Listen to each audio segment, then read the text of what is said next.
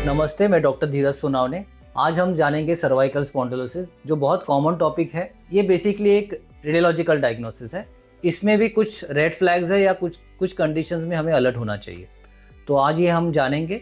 तो पहला, cervical spondylosis मतलब क्या। सर्वाइकल स्पॉन्डिलोसिस रेडियोलॉजिकल डायग्नोसिस, जैसे मैंने बताया, जिसपे एक्सरे या एमआरआई रिपोर्ट पे दिखा जाता है, जिसमें एक्सरे पे डिस्क स्पेस जो वर्टिब्रेस के बीच में होती है उसकी हाइट कम होना, या वहाँ पे डिस्क स्पेस में हड्डी बन जाना, उसको ऑस्टियोफाइट्स बोलते हैं, या लॉस ऑफ लॉर्डोसिस मतलब गर्दन का जो नॉर्मल एंगल है वो कम हो जाना। तो ये 3 कॉमन कंडीशन एक्सरे पे जो दिखी तो हम सर्वाइकल स्पॉन्डिलोसिस बोलते हैं, जिसे सिंपल वर्ड में ये गर्दन का अर्थराइटिस है। तो इसमें पेशेंट्स को नॉर्मली सिम्टम्स क्या होते हैं। तो सबसे पहले गर्दन में दर्द, गर्दन के ऊपर की तरफ सर में दर्द हो सकता है, पीछे की तरफ गर्दन के नीचे की तरफ पीठ में दर्द हो सकता है, या गर्दन के साइड में कंधों की तरफ दर्द हो सकता है।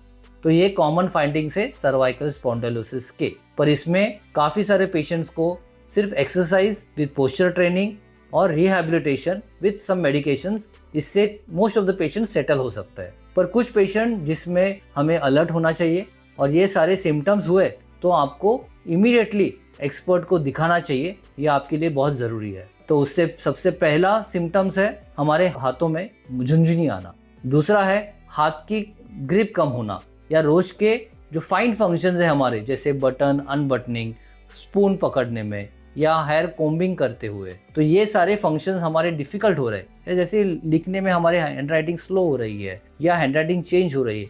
ये सटल फाइंडिंग्स है हमारे गर्दन में बड़ी नस दबने के या स्पाइनल कॉर्ड दबने के। तो अगर सर्वाइकल स्पॉन्डिलोसिस है और ये ऐसे कुछ सिम्टम्स है तो आपको अलर्ट होना चाहिए। उसके अलावा आपके आर्म्स में शार्प शूटिंग पेन आ रहा है या करंट आ रहा है तो भी गर्दन में नस दबने की वजह से हो सकते हैं।